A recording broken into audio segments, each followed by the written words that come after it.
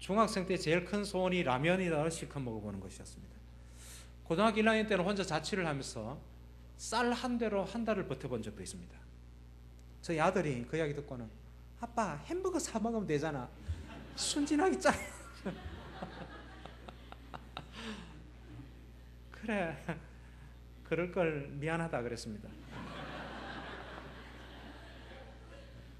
그런 가난이 너무 싫었어요. 정말 그런 가난한 배경과 상황이 사실은 그렇게 가혹하게 안 살아도 됐어야 되는데 워낙 집에 가면 늘 궁한 말씀을 하니까 생활비를 반 틈밖에 안 타오는 거예요.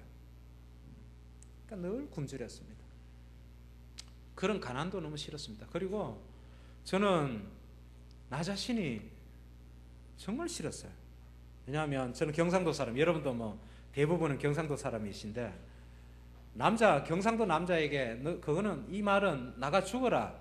너는 이 세상에 존재할 가치가 없다는 말하고 의미가 비슷한 말이 있습니다. 그건 가시나 같은 남자입니다. 가시나 같은 남자 안 그러고 뒤에 두 글자가 더 붙습니다. 새끼. 가시네 같은 남자 새끼. 잘 삐져요. 저는 정말 억울한 게 나중에 예수님 믿고 교회 안에 들어와 보니까요, 교회 안에 목사님 장로님들 가운데도 저 같은 분들이 많더라고요. 그걸 진작 알았으면 내가 그렇게 나를 가혹하지 않게 됐을 때는 저만 그런 줄 알았어요. 잘 삐져. 한번 삐지면 오래 가요.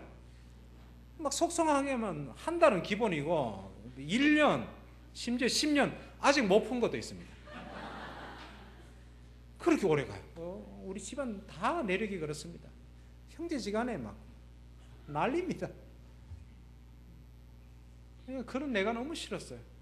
용기도 없고 패기도 없고 꿈도 없고 야망도 없고 낯선 곳에 가는 것을 두려워하고 무엇인가 도전할 것은 상상도 못해요. 중학교 3학년 때까지도 수업 시간 일어나서 책을 못 읽었어요. 벌벌벌 떠느라고. 그러면 국어 선생님이 분필을 얼굴에 확 집어던지면서 이 새끼 앉아. 지혜수 없는 새끼. 그럼 또 앉아가지고 쪼그리고 또 우는 겁니다. 늘 책상 앞에 앉아가지고 만화나 그리고 글씨 쓰고 하여튼 노트 정리는 끝내줬습니다. 칭찬받은 건 노트 정리 잘한다는 거. 왜? 늘 글씨 쓰는 거 좋아하니까. 그러나 그런 나 자신이 한 번도 귀하다는 생각을 해본 적도 없었고 저를 귀하다고 말해준 사람도 없었습니다. 중학생 때 제가 일기장을 나중에 제일 먼저 불태웠습니다.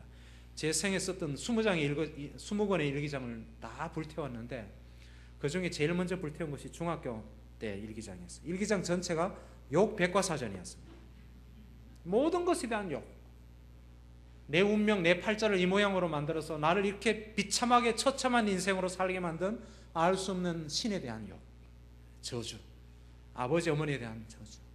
나를 고통스럽게 하고 내게 상처 주는 모든 사람들에 대한 저주. 나 자신에 대한 저주.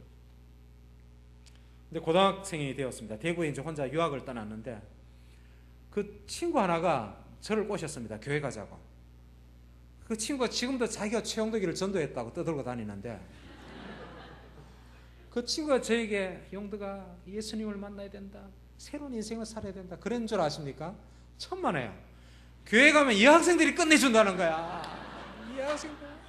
대구의 신명여고 여학생들이 교회 옆에 있는 학교에 신명여고 학생들이 교회에 나오는데 얼굴도 이쁘고 노래도 잘하고 막 몸매도 이렇게 춤도 잘 추고. 난 교회에서 왜 춤을 추는지 몰랐어요. 지금 생각하니까 율동이라. 제 몸에는 여자를 밝히는 할아버지 아버지의 피가 흐르고 있습니다. 그럼 남자가 여자를 밝혀야지 남자 밝힙니까? 어쨌든 순전히 여자 밝혀가지고 여학생 보러 교회 갔습니다. 여러분 그거 전도 맞습니까?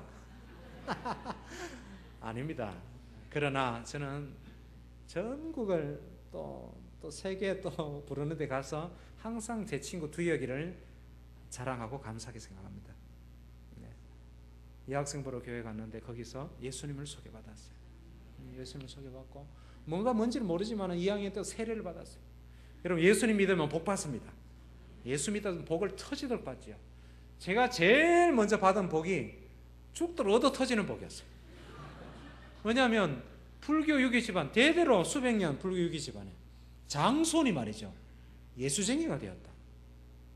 아무도 몰랐는데 가는 날이 장날이라고 생활비 타러 가는 날 제삿날이었어요. 절 안 하고 도망쳤다가 볏짚 속에 숨어 있다가 논에 붙잡혀 와가지고 삼촌 7분이 저를 가운데 앉혀놓고는 달래고 얼르고 설득하고 그러다가 제가 무슨 용기가 생겼는지, 이 집안에는 종교의 자유도 없습니까? 그러다가 없다 이놈아. 없다 이놈아. 막내 삼촌이 외쳤어요. 이 순간 이후로 너는 우리 조카 아니다. 가문에서 내쫓겼습니다.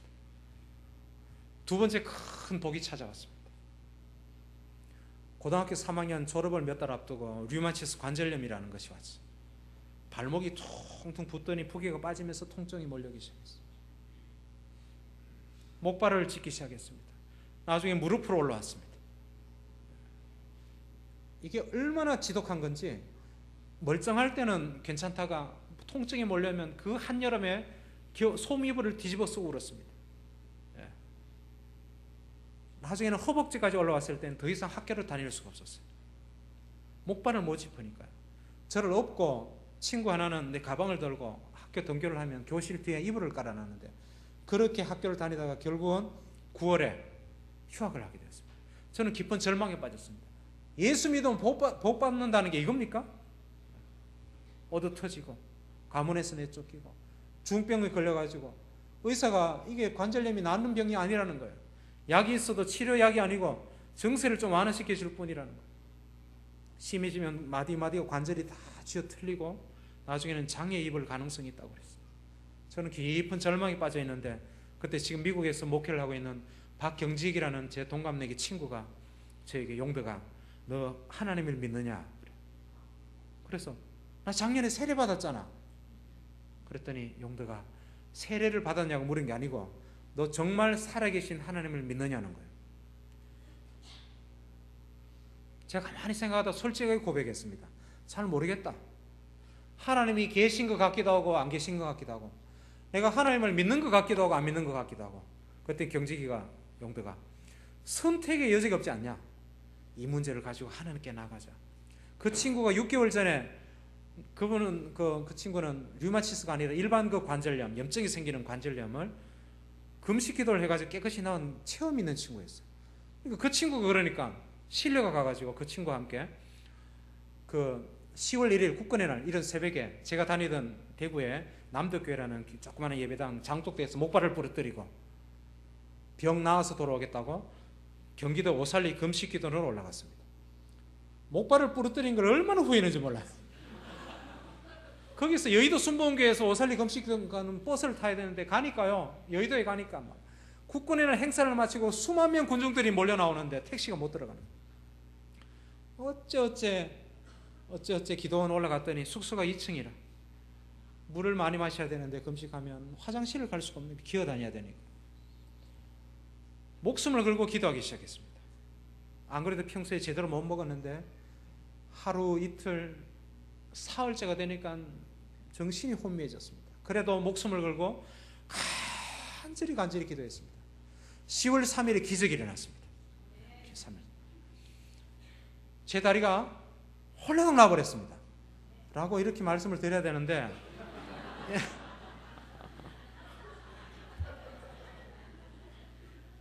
낫기는 그냥 더 심해졌습니다. 아까 일부 예배 때 강영호 박사님, 조영기 목사님 안수를 했는데 멀쩡해지기 그냥 그대로라고 말씀하시는 웃었는데요.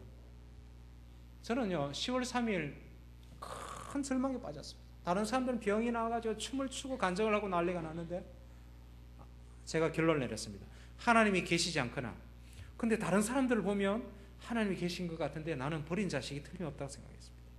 근데 10월 3일 그날 밤에 껌껌할 때 제가 기도굴에 있는데, 엎드려 있는데 귀에 어떤 한 음성이 들렸습니다. 환청으로 들었는지 직접 들었는지 안 그러면 내 마음속에 들려온 음성인지는 모르겠어요. 이런 소리였습니다. 용덕아, 어찌해서 나를 바라보지 않고 너의 문제를 들여다보고 있느냐? 어찌해서 나를 바라보지 않고 너의 문제를 들여다보고 있느냐? 여러분, 이 음성은 지난 30여 년 크리스찬으로 산 제 인생에 어떤 문제 앞에 닥칠 때마다 항상 들려오는 음성입니다. 깜짝 놀라서 주위를 둘러보니까 아무도 없어요. 이 하나님이 주신 음성이라면 무슨 뜻일까? 나의 문제를 들여다보고 있는 것은 관절염, 병 고치는 것. 나를 바라보라. 그게 무슨 뜻일까 생각하다가 깨달았습니다. 제가 2학년 때 세례는 받았지만은 사실 세례 문답서 외워가지고 무사히 통과해가지고 친구들 다 받으니까 세례 받았지, 하나님에 대해서 무지했어요. 복음에 대해서 무지했습니다. 예수님에 대해서 무지했습니다.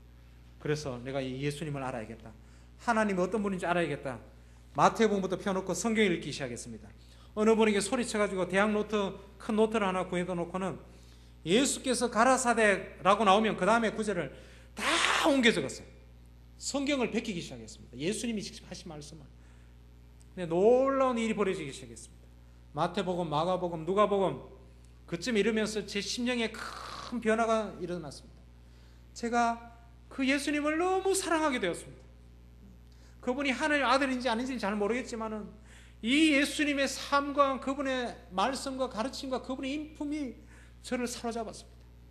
두 번째로, 제가 이 예수님의 그 만났던 예수님이 같이 어울려 다니면서 함께 먹고 마시고 그들 있는 모습 그대로 사랑하시고 존중하시고 그들을 위해서 비난받으시고 그들을 제자 삼으셔서 그들과 함께 더불어 마지막까지 사랑하셨던 그 몇몇 사람들 몇몇을 보니까 전부 저와 같은 사람들이라. 쪼다들, 인생 쓰레기들. 본인도 인간으로서 가치를 못 느꼈지만은 그 당시에 이스라엘 모든 사람들이 인간으로서 가치 있다고 아무도 인정해 주지 않았던 인생들, 먹고 살기 위해서 몸을 팔던 여인들, 모두가 기피하는 중병 환자들, 나환자들, 천민들, 그리고 사람이 아니라 개 취급했던 혼혈 사마리아인들, 그들을 예수님이 있는 모습 그대로 사랑하시고 그들을 제자 삼으신 모습에서 제가 소망이 생겼어요. 내가 예수께 나아가면 내 인생 소망이 있다. 그분이 나를 내 있는 모습 이대로 나를 받아주시고 그분이 나를 사랑하신다는 것을 확신을 가지고 그분께 나아가기로 작정했습니다. 그리고 성경에서 놀라운 사실을 발견했습니다.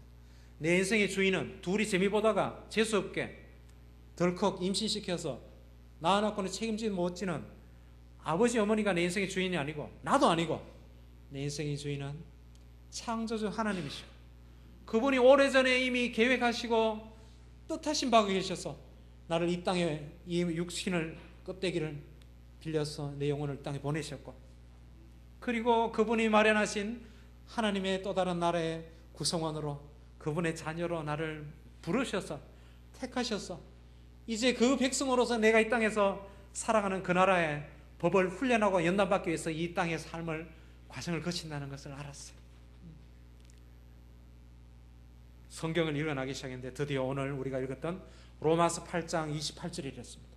이 구절을 읽는 순간 내 영적인 눈이 환히 밝혀졌습니다. 그리고 내 인생의 수수께끼가 다 풀려버렸습니다. 하나님을 사랑하는 자, 저는 이미 그때 하나님을 사랑한다고 고백했던 사람입니다. 곧 그의 뜻대로 부르심을 입은 자, 제가 하늘나라의 백성으로서 그분의 자녀로서 부름을 받은 존재라는 것은 이미 알았을 때입니다. 내가 거기에 해당되잖아요.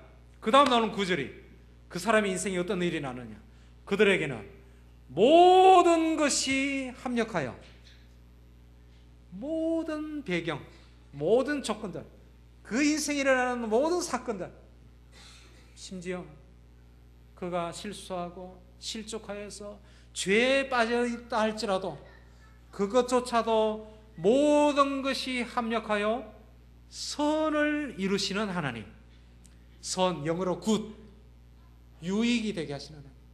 우리가 가진 개역 성경에는 이렇게 나와 있지만 영어 성경이나 다른 번역에는 하나님이 주어로 나와 있습니다.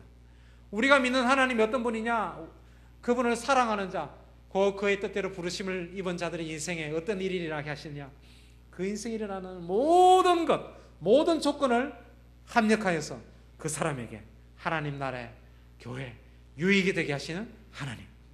그 구절을 읽는 순간 만약에 이것이 기독교의 하나님, 내가 믿는 하나님, 예수님이 아버지라고 부르는 그 하나님이 이런 분이라면 이 하나님께 내 인생을 걸겠습니다. 이 하나님께 내 인생을 투자하겠습니다. 내 인생을 투자하겠습니다. 결심했습니다. 10월 3일부터 10월 9일까지 어떻게 보냈는지 몰라요. 우리 방송실에서 노래 하나 틀어주실래요? 그 멀금은 예수님을 만나고 하나님을 내 인생의 주인으로 모시고, 제가 그때 썼던 곡은 아니고 나중에 쓴 곡인데요. 참 그분께로 돌아가는 제 마음을 그때 이렇게 노래를 만들었습니다. 그 멀금은, 네. 제가 부른 노래는 아닙니다.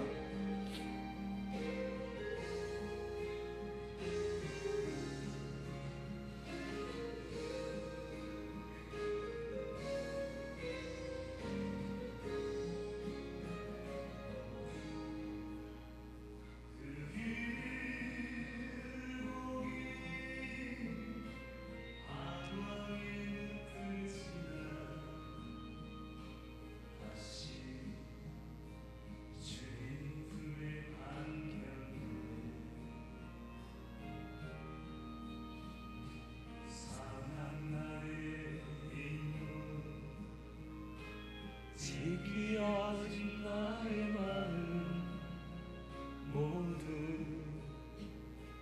가진 채로 나의 욕심 때문에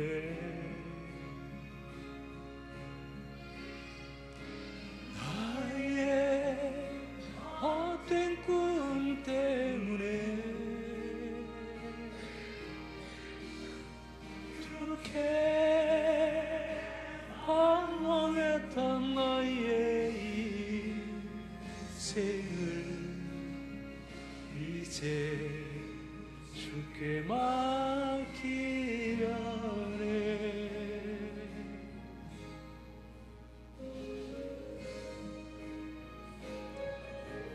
이 로마서 8장 28절 하나님 앞에 나아가서 무릎을 꿇었습니다. 주님께 내 삶을 드린다고, 내 인생을 책임져 달라고 그분께 내 삶을 맡겼습니다.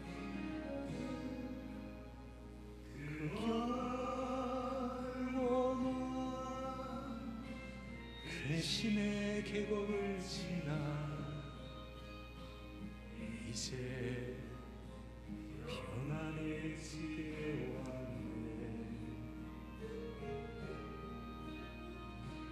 그 아무도 내게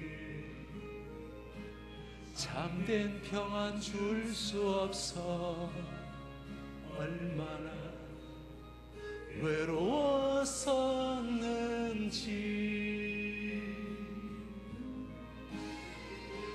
이제 아버지의 집으로, 이제 영원한 안식처로 돌아와 눈물을 흘리며 어디니 오 주여 나를 받으소서.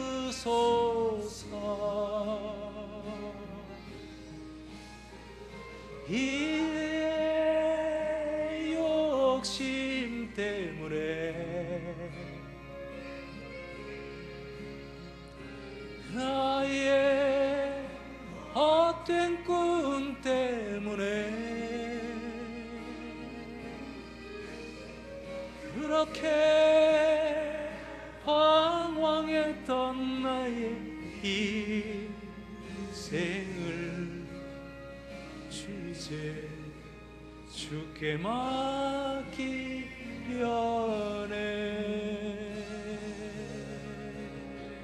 오 주여 나를 받으소서.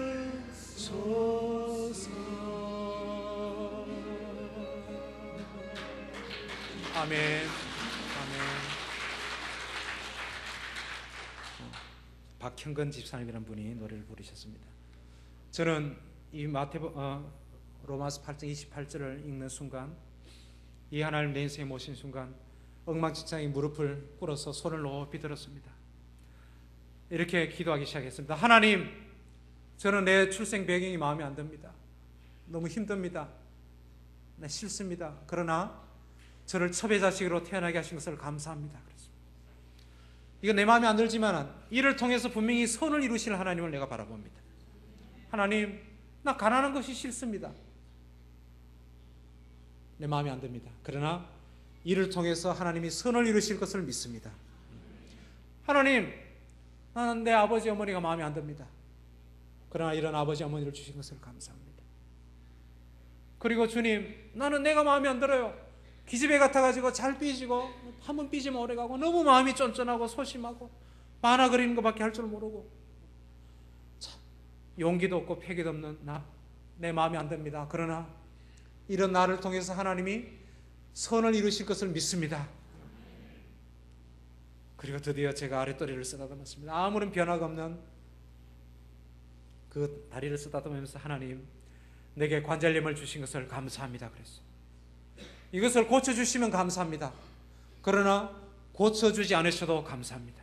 내가 일평생 휠체어에 앉아서 장애인의 몸으로 산다 할지라도 그것을 통해서 유익을 이루신 하나님 감사합니다. 그랬어요. 그 하나님을 바라봅니다. 놀랍게도 그렇게 하니까 기도할 제목이 없어졌어요. 10월 3일부터 10월 9일까지 어떻게 보냈는지 솔직히 기억이 없어요. 눈물로 보냈습니다. 제일 먼저 아버지 어머니를 용서하게 되었습니다. 성경을 읽어나는 가운데 그분들도 제대로 된 아버지 엄마로서의 역할을 배운 게 없어서 그들도 발버둥 치면서 살았던 연약한 인생이라는 것을 깨닫게 되었어요. 그분들이 용서하게 되었습니다. 내가 이를 갈면서 증오했던 사람들을 용서하면서 울었습니다. 무엇보다 성경에 내가 내 신분, 하늘나라의 백성으로서 이 땅에서 훈련받아야 될 그 나라의 법을 노트에 옮겨 적으면서 울었습니다. 마음에 안 들었습니다. 내가 이 땅에서 배워야 될 하늘나라의 원리, 오른뺨을 치거든 왼뺨도 돌려대라. 누가 너를 소송을 걸어서 너의 겉옷을 빼앗고자 하거든 속옷을 빼앗고자 하거든 겉옷까지 내주어라. 누가 너를 억지로 자기 짐을 들고 오리를 가달라고 하거든 심리를 가져와라. 고린도전서 6장에 가면 형제끼리 이권 문제로 소송 걸지 마라. 서로 소송 걸지 마라. 혹시 누가 소송을 걸더라도 차라리 손해보아라. 속아주는 것이 더 낫지 않냐. 베드로서에 가면 더 기가 찬 말이 나옵니다. 애매히 고난을 받아도 네가 잘못한 거 없고 네가 죄 지은 것도 없고 네가 실수한 거 없는데도 불구하고 억울한 누명을 쓰고 큰 고난을 당하고 고통을 당하고 재정적인 손실을 보고 감옥에 갇히는 한이 있더라도 하나님을 생각함으로 참으면 이것이 복이라는 거예요. 이런 삶을 위해서 내가 너를 불렀다고 구절에 나와 있었습니다. 그러면서 울었습니다. 10월 9일 한글날까지 눈물로 보냈습니다. 드디어 10월 9일 한글날이 되었는데 문득 정신을 차리고 제 주위를 둘러봤는데 제가 오살리 금식기도원 도토리나무 한가운데 서 있었어요. 제 주머니가 불룩했습니다. 놀라서 꺼내보니까 도토리가 가득 들어있는 거예요. 제가 걸어다니면서 도토리를 주웠다는 거예요. 깜짝 놀라가지고 막 다리를 이렇게 움직여보니까 언제 나왔는지 몰라요. 다리가 언제 나왔는지 다 나와버렸어요. 제가 거기서 막 타잔처럼 막 소리를 질렀습니다. 다리가 너무 멀쩡해가지고 거기로 수의실로 막 그 산비탈을 뛰어내려가기 시작했습니다. 그 수의실에 전화기가 있다는 걸 알았어요. 10월 9일 한글날 공휴일, 그때는 공휴일이었는데 고등부 바조회를 한다는 것을 기억을 했어요. 교회에 분명히 전화를 하면 누가 받을 거다. 고등부 부회장 박경혜가 전화를 받았습니다. 제가 막 흥분해서 소리 질렀습니다. 경혜야, 할렐루야 해라! 할렐루야 해라! 하나님이 내 다리 고치셨다. 그 길로 포항 부모님 댁으로 내려갔습니다. 집안이 발칵 뒤집혔습니다. 내 인생의 가장 큰 재앙, 가장 큰 저주라고 절망에 빠졌던 관절염 사건이 로마서 8장 28절 합력해서 선이 되었을까요? 의심의 여지가 없습니다. 수백 년 불교유기 집안의 장손이 합법적으로 기독교인으로 인정받는 결정적인 계기가 되었습니다. 이 일을 통해서 저희 집안에 복음이 들어왔습니다. 이 로마서 8장 28절은 오늘 우리 오전 예배 때 요한복음 3장 16절을 이렇게 생명줄이라고 그랬습니다. 저에게서 그것은 요한복음 3장 16절의 생명줄인 동시에 로마서 8장 28절은 내가 이 땅에 딛고 사는 반석입니다. 커다란 바위, 흔들리지 않는 바위입니다. 이 구절을 붙잡고 지금까지 살았고, 지금까지 한 번도 이 구절을 통해서 제가 실망을 느껴본 적이 없습니다. 여러분, 그 기집애 같은 남자 새끼는 어떻게 되었을까요? 그 쪼다 빌빌이 어떻게 되었을까요?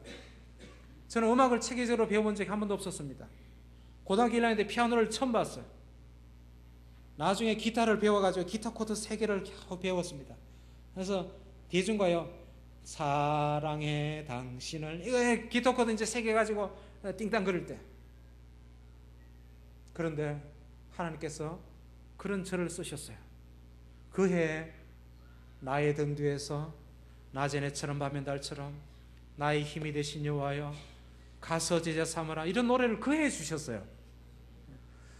최영덕이가 작사 작곡은 공통점이 기타 코드가 3개밖에 없습니다. 왜? 그밖에 모르니까요. 아닌데 5개인데 그 다른 사람이 그려놓은 겁니다. 요즘 연주하는 사람들은 100개의 코드를 만들어서 연주를 해요. 최영덕이는 음악을 배워본 적이 없고 기타 코드 3개밖에 모르기 때문에 단순하고 쉽게밖에 곡을 못 써요. 그러니까 교인들이 부르기 좋았습니다. 요즘 아이들은 시시해서 안 부릅니다. 그런데 우리 수준 낮은 7080 세대들은 그 쉬운 노래가 금방 익혀가지고 많이 불렀습니다. 그것도 한명께서 선이 되게 하셨고, 제 그런 초라한 음악적인 재능을 통해서 선을 이루셨습니다.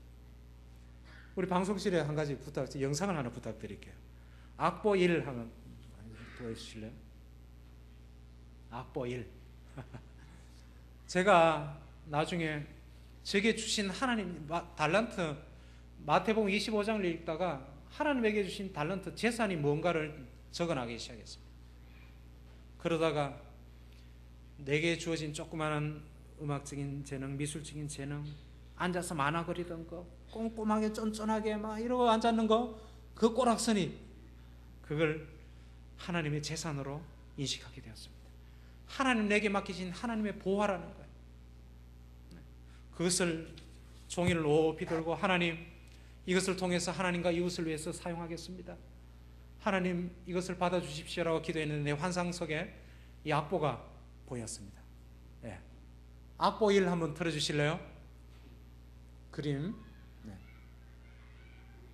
나옵니까? 죄송합니다. 저기는 안 나오네요.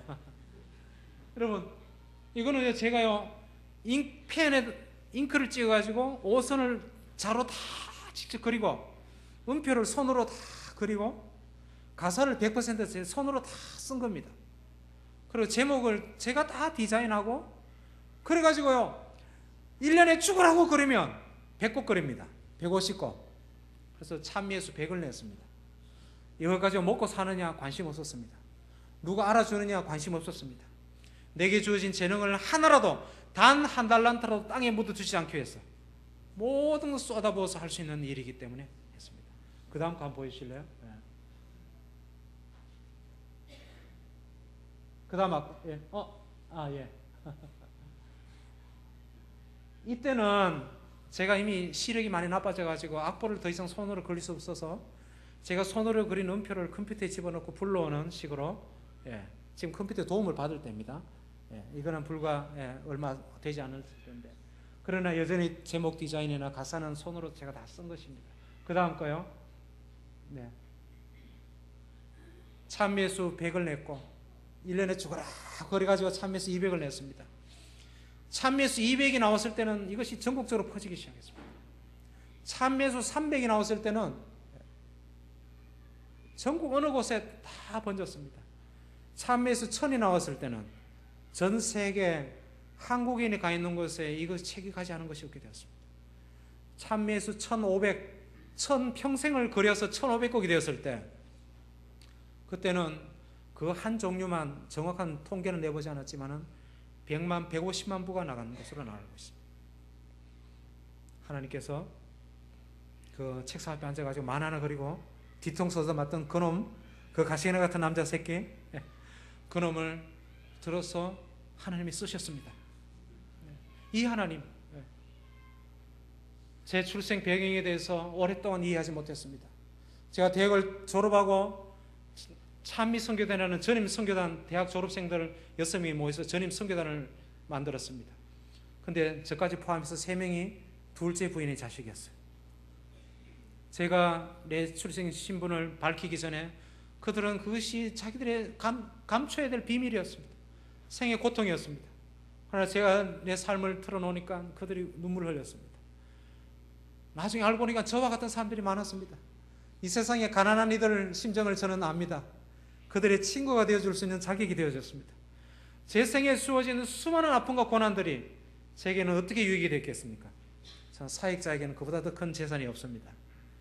로마서 8장 28절은 하나님께서 제게 확실하게 이루신 하나님의 약속이었습니다. 저는요, 제가 오신실하신 주라는 노래를 썼습니다. 하나님 한 번도 나를 실망시킨 적 없으시고 언제나 공평과 은혜로 나를 지키셨네. 2절은 지나온 모든 세월들을 돌아봐도 그 어느 것 하나 주의 손길 미치지 않은 것 하나도 없었네. 오 신실하신 주, 오 신실하신 주, 내 너를 떠나지도 않으리라 버리지도 않으리라 약속하셨던 주님, 이후로도 나를 버리지 않았을 것을, 그 약속을 지키실 것을 확실히 믿는다는 구절을 썼습니다. 노래를. 여러분, 우리 이 노래, 우리 찬양단 도와주실래요? 예. 아는 분들 같이 따라합시다.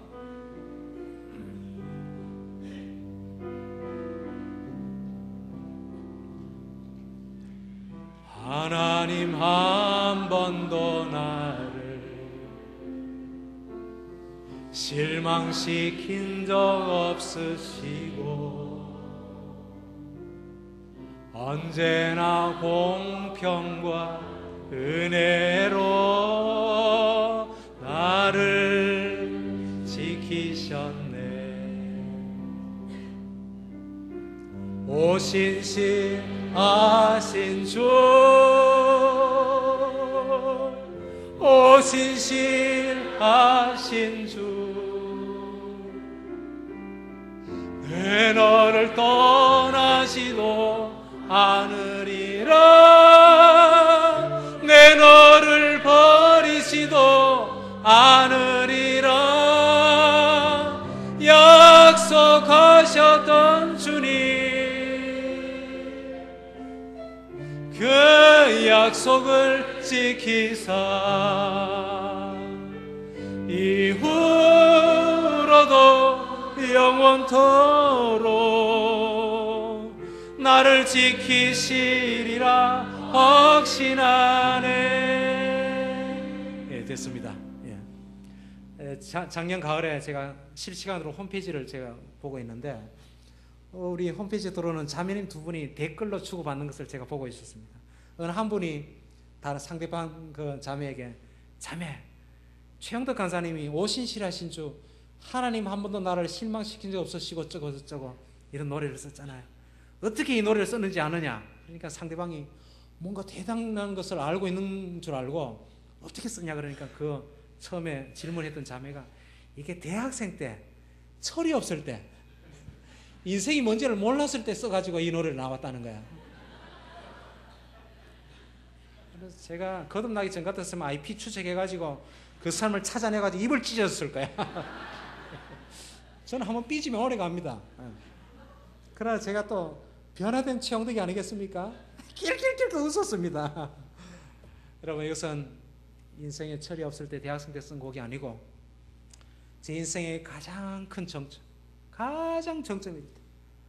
나의 등 뒤에 선하신 해처럼 나의 힘이 되신 여호와여가 한국의 교회, 전 교회 들불처럼 번져나가고 모두가 최영덕이 누구냐 찾고 찬미 선교단을 인솔해서 전국을 다니면서 사역하고 매주 월요일마다 요즘 말하는 목요 찬양 인도자로서 천여 명의 젊은이들을 제가 인도하는 인도자로서 승승장구하고 가장 정점에 섰을 때 갑자기 목소리를 잃었습니다. 목소리가 나오지 않는 거예요. 성대 결절이 왔습니다. 한 일주일 쉬고 한 달 쉬면 됩니다 했는데 한 달이 되고 두 달이 되어도 목소리가 돌아오지 않았습니다. 물혹이 사라졌는데도 목소리가 돌아오지 않았습니다. 무려 6년간을 벙어리로 지냈습니다. 6년간을. 그때 제가 세상에서 사라졌습니다. 말을 못하니까. 지난주에 어느 교회 갔더니 그 권사님이 그 집회에 오셨던 자매님이라. 그러면서 하시는 말씀이 그 최홍덕 간사가 갑자기 사라져가지고 다들 어떻게 말했냐. 찬미예수 책 팔아가지고 돈 벌어가지고 미국 이민 갔다더라. 그분도 예전에 제가 만났으면 이월 그냥. 저는 6년간을 벙어리로 지내고 그 이후로 현장에서 사라졌습니다. 그 벙어리로 있을 때 그때 쓴 곡입니다. 하나님 한 번도 나를 실망시킨 적 없으시고 언제나 공평과 은혜로 나를 지키셨네. 저는 처음에 그 관절염 난 간증을 하고 그걸 경험을 하고는 수많은 기적을 체험했습니다. 저는 제 손에 신유 연사가 있는 줄 알았어요. 저는 제 목에도 제가 안수를 막 했습니다. 목이 퉁퉁 붓고 목소리가 나오지 않는데 제가 밤 3시에 일어나서 기도하면 순식간에 나와버리고 제가 기도하는 것들이 응답되는 역사들이 너무도 극적이었기 때문에 그것을 제가 발행하는 쪽지에 다 실어서 간증을 나눴습니다. 정말 놀라운 기적이 연속했습니다. 그러나 어느 날부터 기도 응답되지 않기 시작했습니다. 저는 죽을 고비를 2번이나 넘겼습니다. 간절히 목숨을 걸고 확신을 가지고 기도했는데 기도 응답되지 않고 결국 5시부터 밤 11시까지 기도하다가 우리 스태프들에게 병원 갑시다 이래가지고 대구 동산병원에 중환자 응급실에 실려갔는데요. 엑스레이를 찍었는데 이미 오른쪽 폐가 하나도 안 보이는 거예요. 사진에 기흉이라고 흡합가리가 터져가지고 숨을 쉬면 쉴수록 공기가 몸속으로 들어가지고 이미 심장 쇼크 직전이었어요. 응급실에서 제 사지를 장정들이 붙잡고 얼굴을 수건을 가리고 수술을 했어요. 그런 죽을 고비를 2번이나 넘겼습니다. 저희 누님은 사랑하는 누님, 내게는 피와 같은 내 유일한 혈육인 그분은 나이 서리는 과부가 되었어요. 제가 경악했습니다. 예수 믿는 게 이것이냐고 경악했습니다. 이게 뭐냐고. 하나님 갑자기 왜 이러십니까? 매일 원하고 내가 아픈 건 괜찮은데 사랑하는 누님이 그렇게 되었을 때는 머리가 돌아버렸어요. 어느 날 제 귀에 한 음성이 조용한 고요한 음성이 들렸습니다. 용덕아, 네 인생에 일어난 기적이 진짜 기적이 뭐냐? 10월 9일 날 한글날 네 관절염이 나온 그 기적이냐? 제가 소리쳤습니다. 그보다 더 드라마틱하고 더 극적인 간증이 어디 있습니까? 그보다 더 큰 기적이 어디 있습니까? 왜 내게 더 이상의 기적이 없습니까? 내가 이 간증을 하면 난리가 납니다. 집회 가서 능력의 하나님, 기적의 하나님, 문제 해결해 주시는 하나님을 외치면 난리가 납니다. 그런데 왜 더 이상 이런 기적이 없습니까? 그게 진짜 기적이냐? 그게 진짜 기적이었냐? 제가 고요히 엎드려 있다가 눈물을 쭉 흘렸습니다. 그날 깨달았습니다. 오랜 세월 내가 뭔가에 속고 있었다는 것을, 뭔가를 도적 맞았다는 것을 그날 깨달았어요. 그렇게 무수한 사역 다니면서 목을 혹 사여가지고 벙어리가 되었을 정도로 그렇게 외치고 다녔던 그 인생이 내가 예수의 복음을 초라하게 만들고 예수의 복음을 반텀짜리로 만들고 정말 시시하게 만들었던 장본인이었던 것을 깨달았습니다. 내 인생에 일어난 진짜 기적은 10월 9일이 아니라 10월 3일 밤에 일어났습니다. 내 문제는 해결된 거 하나도 없었습니다. 나는 여전히 첩의 자식이고 나는 여전히 가난하고 나는 여전히 기집애 같은 남자 새끼고 어느 누구도 나를 알아주지 않고 나는 낳는다는 보장도 없는 관절염 환자고, 그러나 그 상황에서 손을 높이 들고 하나님 이 모든 조건을 인하여 감사합니다. 그렇게 고백했던 것, 그게 우리 인생에는 진짜 기적이라는 거예요. 그게 예수 믿는 사람들, 로마서 8장 28절에 하나님을 믿는 사람들이 받는 진짜 기적이라는 거예요. 그거를 제가 놓치고 있었어요. 그걸 잊고 있었어요. 그러니까 내 인생에 왜 이런 경악스러운 일이 났냐고 놀라가지고 자빠졌던 거죠. 그날 깨달았습니다. 내가 다시 되찾았습니다. 그 복음의 자리로 다시 나가게 되었습니다.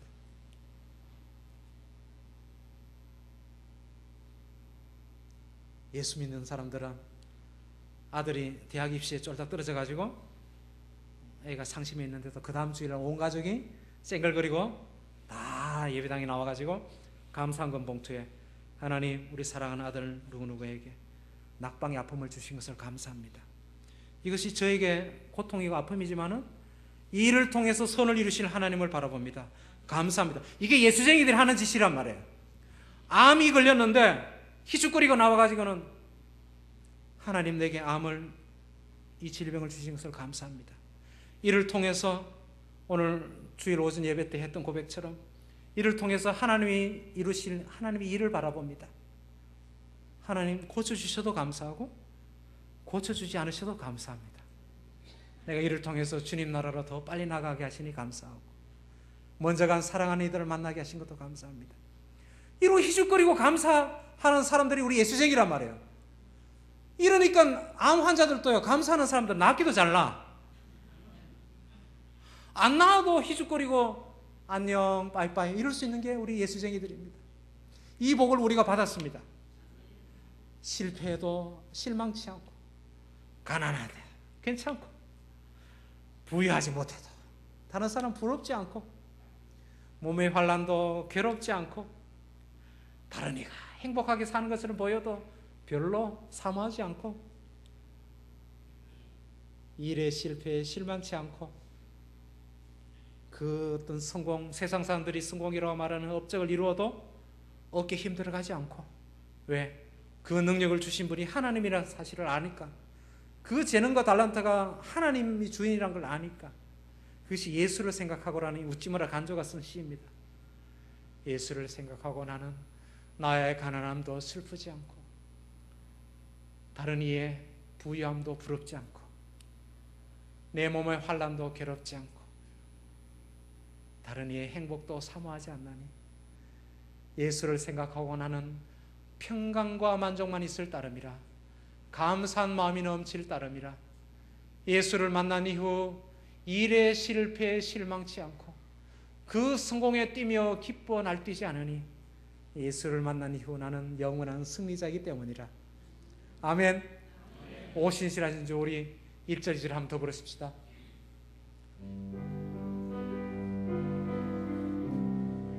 하나님 한 번도 나를 하나님 한 번도 나를 실망시킨 적 없으시고 실망시킨 적 없으시고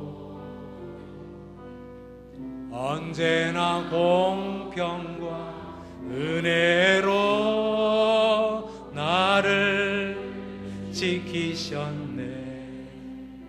오 신실하신 주, 오 신실하신 주, 오 신실하신 주,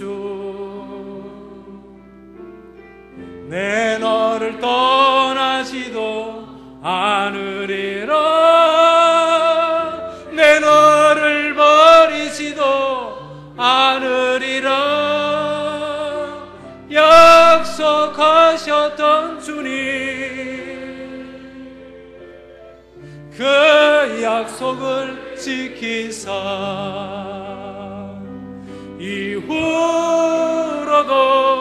영원토록 나를 지키시리라 확신하네. 지나온 모든 세월들, 지나온 모든 세월들 돌아보아도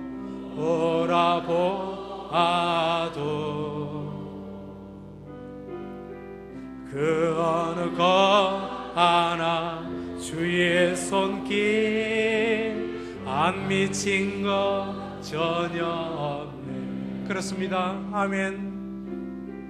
오 신실하신 주, 오 신실하신 주, 내 너를 떠나지도 않으리라, 내 너를 버리지도 않으리라. 약속하셨던 주님, 그 약속을 지키사 이후로도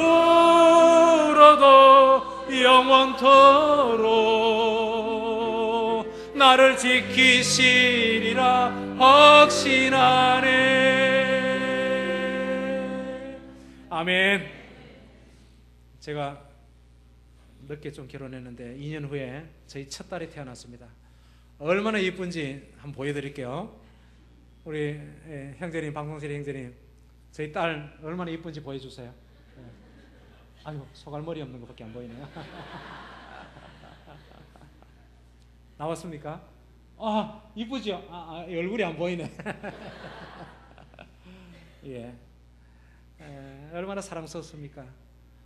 지 엄마하고 아기가 철도되기 전에 비비고 빨고 막 난리를 피우는 모습을 보면서 제가 이렇게 쪽지에 이렇게 썼습니다. 하나님, 저희 부부에게 하나님의 딸인, 하나님의 자녀인 이 딸을 저에게 맡겨주신 것을 감사합니다.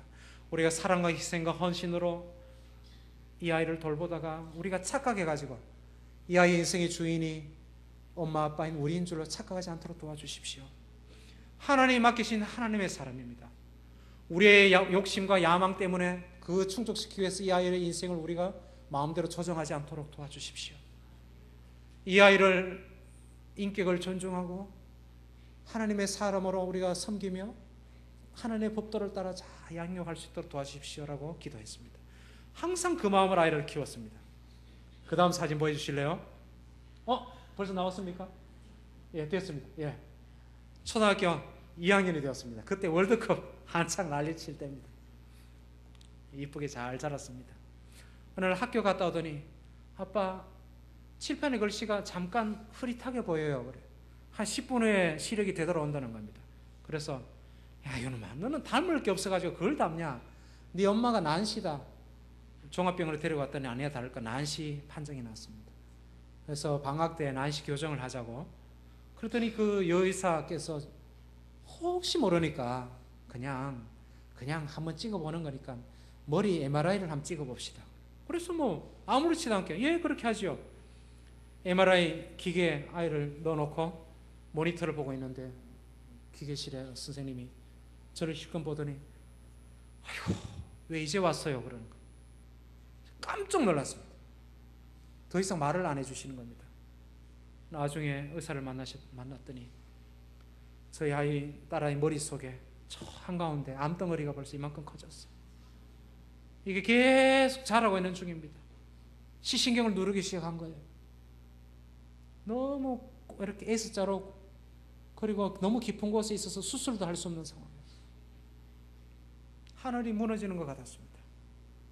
아무것도 모르는 딸아이를 뒤에 싣고 집으로 돌아오는데 눈에서 하염없이 눈물을 흘렸습니다. 그러나 제가 이렇게 고백했습니다. 하나님, 우리 딸, 저에게 맡기신 이 딸 주인은 하나님이십니다. 하나님이 주인이시고 하나님이 목자십니다. 하나님이 이 땅에 보내셨고 하나님께서 하나님의 계획 가운데 저에게 맡기신 것을 하고 지금까지 이끌어 오셨습니다. 하나님이 이끌어 가실 줄 믿습니다. 하나님께 맡깁니다. 우리는 속수무책입니다. 아무것도 할 수가 없습니다. 그러나 하나님, 간절히 바랍니다. 지금은 너무 이릅니다. 조금만 더 시간을 주세요. 조금만 시간을 더 주세요. 하나님은 그 기도를 들으셨어요. 감마나이프 수술이라는 방사선을 쪼여서 하는 수술밖에 할 수가 없었는데 놀랍게도 매년마다 MRI를 찍는데 더 이상 종양이 자라지 않고 아무런 후유증 없이 건강하게 잘 자라서 꽃다운 나이 16살이 되었습니다. 보여요? 그 다음, 예. 이제 숙녀티가 나지요? 계약을 하고 3월 20일쯤 지금쯤입니다. 그런데 1박 2일이라는 TV 프로그램을 보더니 그게 제주도를 가는데 인천에서 배를 타고 제주도 가는 여행이 있다는 거예요. 아빠, 우리 저 가족여행 가요. 3월 20일경 아직 방학도 아닌데 옛날 같았으면 그냥 어디 쑥대기 먹고 어디 하고 이랬을 텐데 제가 또 변화된 좋은 아빠가 돼가지고 야, 가자 학교 제끼고 요즘은 출소로도 쳐줘요. 그래서 2박 3일로 배에 하룻밤 자는 걸로 3박 4일로 제주도 가족여행을 떠났습니다. 그 다음 보세요. 증거 사진 있잖아요. 그 다음요. 보세요. 제주도 맞죠? 유채꽃이 지금 한창 때입니다. 마차도 타고 즐거운 시간을 보내고 돌아왔습니다. 근데 그것이 우리 마지막 가족여행이었습니다. 이미 하나님이 준비를 시키셨어요. 이 여행을 갔다 와서 불과 얼마 지나 며칠 지나지 않았어. 14일도 지나지 않아서 아빠 머리 아파요. 그리고 딱 2달 꿈처럼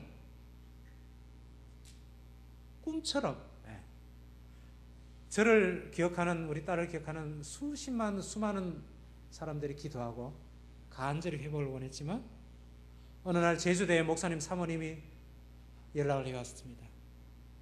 하나님께서 저희 딸 로아를 아마 불러가실 것 같아요. 이미 의식을 잃고 중환자실에 누워있는데 저 사모님 환상 속에 하늘로 사닥다리가 올려있고 저희 딸이 거기로 올라가고 있는데 하늘에 푸른 꽃밭이 펼쳐져 있고 예수님을 비롯한 수많은 군중들이 환영을 나오는 환상을 본 거예요. 아니나 다를까 중환자실에서 연락이 왔습니다. 들어오세요. 최로와 보아오자 들어오세요. 그 다음 사진 한번 보여주실래요? 네. 핏기 없는 위의 손이 저희 딸의 손입니다. 심장이 서서히 박동이 약해졌습니다. 제가 저 딸의 손을 잡고 노래를 불렀습니다. 수백 번을 불렀습니다. 주님여 이 손을 꼭 잡고 가소서. 여러분 그 노래 아시죠? 약하고 피곤한 네 손을 주님이 이제 결혼식 신부 입장 때 제가 그 손을 잡고 이 땅의 육신의 신랑에게 넘기려고 했던 그 손을 하늘 아버지께 잡고 안내했습니다. 6월 11일 날 오후 2시 그때쯤 이제 저 딸아이 심장 박동이 서서히 꺼져가는데 제가 마지막 인사를 이렇게 했습니다. 로아야 먼저 가 있거라. 곧 따라갈게 엄마 아빠. 야 이놈아 너를 키우면서 세월이 쏜살같이 지나갔다. 야 이제 앞으로 남은 삶도 이렇게 순식간에 지나갈 거야. 자매님 그 나라에서 만납시다. 자매님 그곳에서 만납시다. 거기서 이제 이별을 했습니다. 이별을 하고 입에 얼굴에 뺨을 키스를 하고 마지막 이별을 하고 이제 육신을 이제 땅으로 돌려보내는 의식이 남았습니다. 서울 세브란스 병원 장례식장에 우리 사랑하는 애들이 모였습니다. 그 다음 화면 보여주실래요? 예, 그때 주수길 성가 작사 작곡가 장로님이 예배를 집례하셨습니다. 우리 자리에 모였던 우리가 진심으로 감사 예배로 드렸습니다. 우리에게 사라진 것, 하나님이 가져가신 것, 우리에게 없어진 것 주목하지 않고 하나님이 우리에게 부어주셨던 은혜를 헤아리기 시작했습니다. 이미 우리에게 주어졌던 것, 아직까지 남아있는 것을 헤아렸습니다. 그놈을 낳아서 기르면서 우리가 웃었던 수많은 웃음들을 기억했습니다. 그 아이를 기르면서 우리가 그 아이를 기른 게 아니라 그놈이 우리를 부모 되게 만들고 철이 들게 만들고 사람 되게 했습니다. 그 아이 때문에 누렸던 행복들을 더듬어보고 웃었습니다. 그 아이를 키우면서 우리가 얼마나 깔깔거리고 행복했던가를 돌아가면서 감사했습니다. 그 아이를 인하여 하나님의 사랑을 깨달았습니다. 우리가 감사가 넘쳤습니다. 그 다음 사진 있습니까? 네, 저희 딸아이 마지막 모습입니다. 여러분, 내 생명과 같은 저희 딸이 우리 곁을 떠났습니다. 그날도 내 속에 평강과 감사가 사라지지 않았습니다. 저는 이 기적의 사람입니다. 내가 내 가슴에 모시고 있는 로마서 8장 28절에 이 하나님이 제 하나님입니다. 지금은 이해 못합니다. 지금 내 인생에 왜 이런 일이 이렇게 닥쳤고 우리 딸에게 왜 이렇게 했는지 나중에 가서 여쭤볼 거예요. 확실한 것은 로마서 8장 28절입니다. 하나님을 사랑하는 자, 곧 그의 뜻대로 부르심을 입은 자들에게는 모든 것이 합력하여 선을 이룬다는 것입니다. 저는 이 세상에 수많은 자식을 먼저 보낸 수많은 부모들의 친구가 되었습니다. 그들을 손을 잡고 제가 위로할 수 있는 자격자가 되었습니다. 저는 그들을 만나기 시작했고 그들이 저를 찾아오기 시작했습니다. 어떤 누구의 위로도 위로가 되지 않는데 같은 아픔을 가진 부모들은 위로자가 됩니다. 하나님이 이 선을 이루고 계셨고 더 큰 선은 어떻게 이루실지 모르십니다만 저는 기대합니다. 여러분, 저는 이제 한 가지 이야기만 하고 시간을 마치겠습니다. 로마서 8장 28절 다음에 29절이 있는 줄 몰랐어요. 어느 날 제가 가진 저는 현대인 성경이라는 새로운 번역을 읽는데 한번 읽어드릴게요. 로마서 8장 28절입니다. 그게 하나님을 사랑하고 그분의 계획대로 부르심을 받은 사람들에게는 결국 모든 일이 유익하게 된다는 것을 우리는 알고 있습니다. 그러면서 29절, 하나님께서는 미리 아신 사람들이 자기 아들의 모습을 닮게 하시려고 그들을 예정하시고 우리 인생에 일어나는 모든 사건을 합력해서 선을 이루신다고 선언해놓고는 그 다음에 따라서 나오는 구절이 어떤 선이냐? 우리를 하여금 왜 예정하셨냐? 부르셨냐? 그분의 하나님의 아들이신 예수 그리스도의 모습을 닮게 하시려고 우리 속에 우리 인격에 우리 성품을 예수님의 그것으로 따듬어 가시기 위해서 이 땅에 사는 동안 우리에게 고난도 주시고 아픔도 주시고 배신도 당하게 하시고 육체적인 질병도 주시고 제가 결혼 7년째 저희 집사람이 저보고 이혼하자고 그랬습니다. 그런 경악할 만한 일도 주시고 많은 아픔, 많은 실패와 좌절을 경험케 하시고 그로 통해서 제가 얼마나 많이 따듬어졌는지 몰라요. 저는 그게 진짜 감사하고 저의 지금 기도 제목은 하나밖에 없습니다. 하나님, 이 땅에 머무는 동안 조금 더 하늘나라의 삶의 원리를 훈련하고 싶습니다. 예수의 모습 조금 더 닮기를 원합니다. 내 속에 내 성품이 조금 더 너그러지고 조금 더 온유해지고 예전보다 조금 더 용서 잘하고 예전보다 조금 더 손에 잘 보고 예전보다 억울함도 조금 더 참아내기를 원합니다. 이를 인하여 내가 너를 불렀다고 하신 그 부르심 따라서 하나님이 이 계획을 내 삶에 이루어 주십시오. 필요하다면 내게 더 큰 고난도 주시고 나를 깎으시기 위해서 꼭 필요하다면 내게 질병도 주세요. 몸에 환난도 주세요. 이렇게 기도합니다. 그로 인하여 저는 확실한 것은 더 아름다워질 것입니다. 따듬어진 만큼 더 행복해질 것입니다. 우리 이 노래를 하나 듣고 싶습니다. 하나님은 실수하지 않으신다는 노래인데요. 이것은 시는 제가 쓴 시가 아닙니다. 어느 날 오버톤이라는 분이 쓴 시를 읽다가 너무 큰 감동이 되었습니다. 하나님은 실수하지 않으신다네. 그 가사 내용이 한 절 한 절이 제 마음을 울렸습니다. 그 당시의 상황이 그랬어요. 우리 누님의 상황이 그랬어요. 한 치 앞에 내다볼 수 없는 안개자욱한 인생이었습니다. 목은 말은 나오진 않고 우리 누님은 빚덩이 세 명을 자식을 데리고 청산 가보가 돼가지고 먹고 살기 힘들고 그때 그러나 한 치 앞도 내다볼 수 없고 내가 세웠던 계획과 꿈은 다 허물어지고 쓰러지고 나는 산골에서 잊혀져간 존재가 되어서 암 걸려 죽었다 어디로 도망갔다는 소문의 주인공이 되어가지고 내 계획 희망은 다 쓰러졌을 때 그러나 내가 하나님을 붙잡고 그분께 내가 든든히 서 있는 이유는 그분은 실수함이 없으시다. 내 인생 이루고자 하는 계획은 한치 실수 없이 이루신다. 나를 따듬으시고자 하는 계획도 이루신다. 나중에 저 뒤에 나오면 운명이 오라 이렇게 가사가 나옵니다. 어느 목사님이 최 간사님 그거는 운명이란 말은 기독교인이 쓰면 안 됩니다. 그래서 바꾸세요. 제가 한참 고민하다가 목사님 안 바꿀래요. 그랬습니다. 여기에 나오는 운명이가 뭐냐? 세상 사람들이 말하는 운명입니다.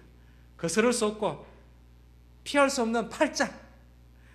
이를 악물고 죽는 날까지 이를 악물면서 참아내야 되는 운명.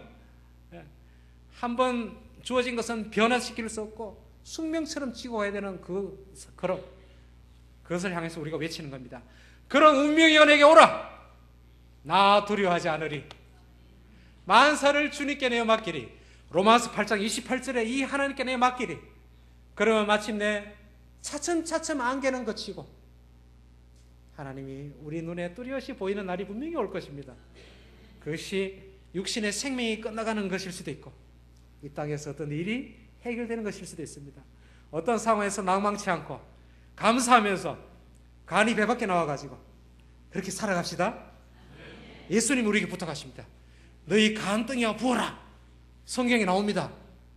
아십니까? 이거 모르셔요? 예수님이 그렇게 말씀하셨는데요. 사랑하는 자녀들아 간등이와 부어라. 이렇게 번역되어 있습니다. 너희는 담대하라. 이게 담자가 쓸개담자인 동시에 간담자입니다. 간이 커져라. 내가 세상을 이겨오너라. 죽음조차도 우리를 무너뜨릴 수 없고 로마서 8장 마지막 그 구절의 몇 절은 이게 덩어리입니다. 그 어떤 것도 우리를 하나님의 사랑에서 예수의 사랑에서 끊을 수 없다. 대선언입니다. 우리가 간 배밖에 나와가지고 암 걸려도 희죽거리고 감사하고 뭐 독감 걸린 거는 우습게 시험 낙방해도 사업이 실패해도 심지어 감옥에 들어앉았어도 그것에서 주님을 찬미합시다. 인천의 어느 교회 목사님, 제가 집회 간 목사님은요, 건축 그 과정에서 헌금 문제가 돼가지고 고발을 당해가지고 사기죄로 6년형을 받고 감옥에 갇히셨어요. 목사님이 사기죄로. 어떻게 될게요? 그분이 그 속에서 300몇 명에게 복음을 전해가지고 수십 명에게 세례를 주고 거기에 그 출신이 장로님을 앉아 계시더라고요. 이것이 하나님이 이루시는 일입니다. 우리가 하나님이 실수하신다는 이 노래를 아시는 분은 같이 따라해도 좋습니다. 조금 힘들겠지만은 기타 코드 3개 알 때가 좋았습니다. 음악을 조금 하니까 음악이 복잡해졌어요. 이 노래 같이 부르면서 제 순서를 마치겠습니다. 틀어주세요. 하나님은 실수하신다네.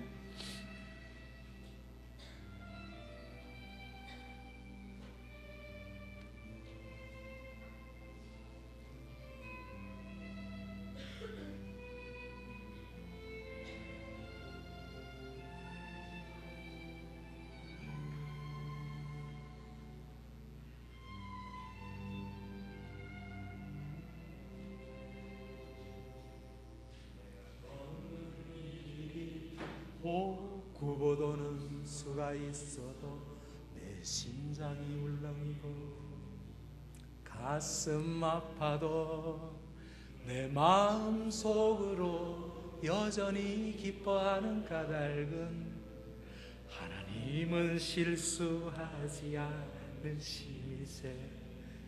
지난날 돌아보니 그렇습니다.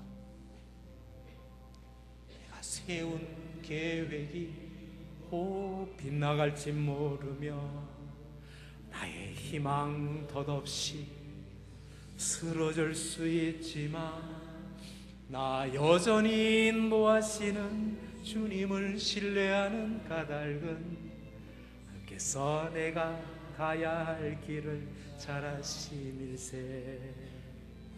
아멘.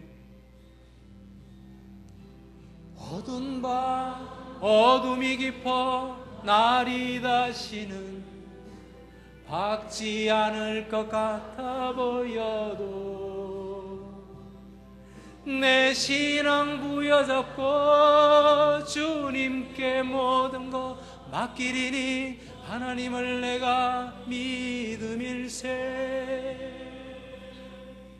지금은 내가 볼 수 없는 건 너무 많아서 멀리 가물가물 어른거려도 운명이여 오라. 나 두려워 아니하리. 만사를 주님께 내어 맡기리. 차츰차츰 안개는 거치고 하나님 지으신 빛이 뚜렷이 보이리라. 가는 길이 온통 어둡게만 보여도 하나님은 실수하지 않으신다네. 차츰차츰 안개는 걷히고 하나님 지으신 빛이 뚜렷이 보이리라. 길이 온통 어둡게만 보여도 하나님은 실수하지 않으시네. 아멘.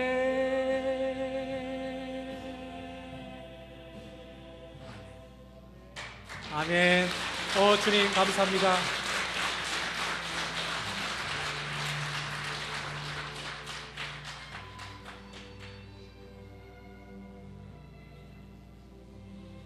기도합니다.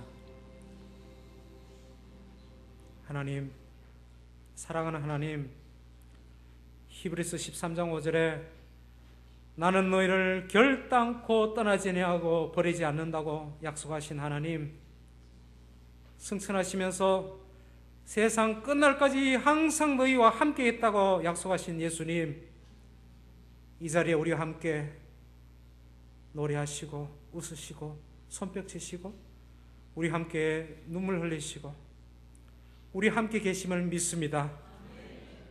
우리가 고난 중에, 우리가 죄 중에 허덕거리고 범죄하는 중에라도 우리를 떠나지 아니하시고 우리와 함께 그 아픔을 견디시며 우리 죄 중에 아파하시며 우리와 동행하시는 하나님 감사합니다.